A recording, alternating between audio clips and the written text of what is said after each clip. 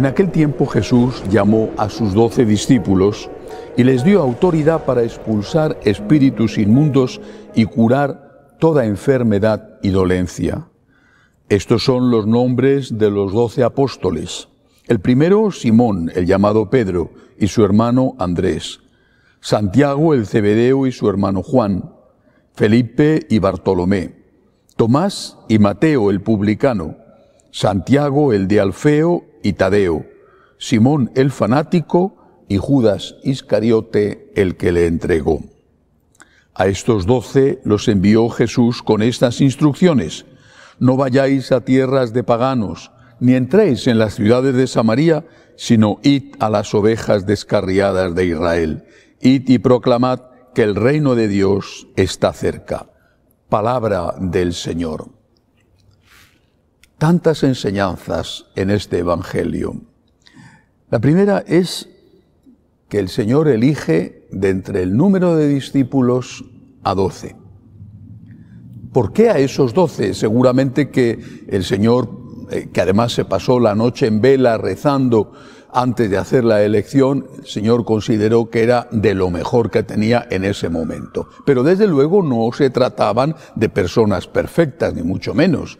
Tenían todos ellos una historia y también unos pecados, un carácter. Uno había sido publicano, recaudador de impuestos, y había robado al recaudar los impuestos. El otro, lo dice el propio Evangelio, había sido un fanático. Bueno, esto es una traducción, realmente sería un celota, aplicándolo a nuestra circunstancia, diríamos que era un terrorista de los que participaban en los atentados contra los romanos porque buscaban la independencia de Israel. Había muchos grupos así que atacaban a las patrullas romanas, sobre todo cuando iban los romanos en grupos muy pequeños. Es decir, era gente con pecados, era gente con una historia.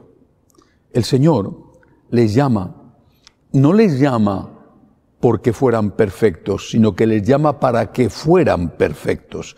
No les llama porque se merecieran ser llamados, sino que les llama porque confía en ellos y confía en que su gracia no se va a frustrar en ellos.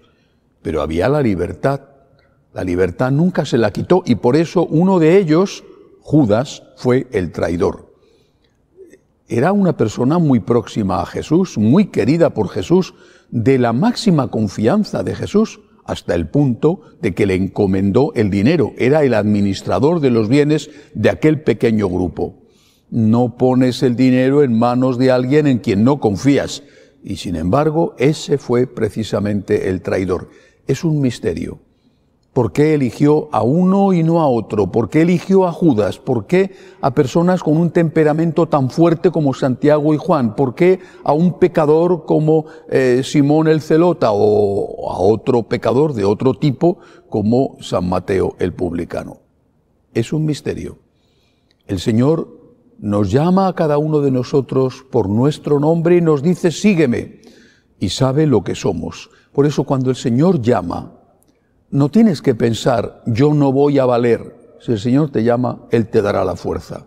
Lo que tienes que pensar es, con la gracia de Dios y con mi colaboración a la gracia, yo sí puedo. No, yo no voy a poder, es demasiado para mí, sino con la gracia de Dios y con mi ayuda, con mi colaboración a la gracia, yo sí voy a poder. Si el Señor hubiera querido ser servido por perfectos, habría buscado exclusivamente a su mamá, la Santísima Virgen, y a los ángeles. Ahora, hay otra cosa en este Evangelio importante. El Señor les dice: id a las ovejas descarriadas de Israel. No entréis todavía en tierra de paganos, no entréis en tierra de samaritanos, eran muy hostiles a los judíos. Id a las ovejas descarriadas de Israel. Era una cuestión circunstancial. Después, más tarde, la Iglesia se abrió a los paganos, no solo con San Pablo, ya antes lo había hecho San Pedro. Empezó a evangelizar a todos. En aquel momento convenía hacer eso y el Señor así se lo dice. Después, más adelante, el propio Cristo les dirá: id por todo el mundo. el apóstol Santiago, Santiago Cebedeo, fue el primero que recogió ese testigo, antes incluso que San Pedro, que San Pablo, y por eso llegó hasta España evangelizando. ¿Qué podemos decir y aplicando esto al día de hoy? Hoy hay muchas ovejas en la casa de Israel que están como ovejas sin pastor. Hay muchas ovejas que están desconcertadas. Hay que consolarlas. El Señor le dijo en una ocasión a un profeta: consolad a mi pueblo. Hoy hay muchas ovejas fieles dentro de la iglesia que están desconcertadas, que están sufriendo, que no entienden, que se hacen muchas preguntas, la mayor parte de ellas sin respuesta. Creo que hay que consolar a esta porción del pueblo fiel que busca amar al Señor, seguir al Señor en su iglesia, en la iglesia de toda la vida, la iglesia que han conocido, la iglesia donde nacieron, o a veces a la iglesia a la que se convirtieron, y que sin embargo hoy encuentran confusión, mensajes contradictorios entre ellos o con la historia, con la palabra o con la tradición.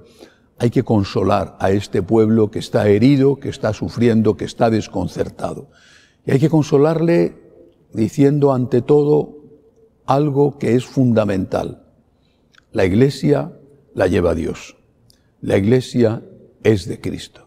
No sabemos lo que pasará, pero sí sabemos que la iglesia la lleva Dios y que la iglesia es de Cristo. La iglesia no es mía, no es de este o de aquel, sea quien sea. La iglesia es de Dios, la iglesia es de Cristo. Y nosotros confiamos en que por difíciles que sean las cosas, por duro que sea este Viernes Santo que estamos atravesando, son palabras del cardenal Sará, por difícil que sea esta noche oscura, el Señor sabe el por qué lo permite. Y este es el mayor consuelo que podemos y debemos ofrecer a estas ovejas de la casa de Israel que están como si no tuvieran pastor. Confianza, confianza, esperanza. Dios sabe por qué permite esta prueba y es en esta prueba donde tenemos que mantenernos fiel. Que así sea.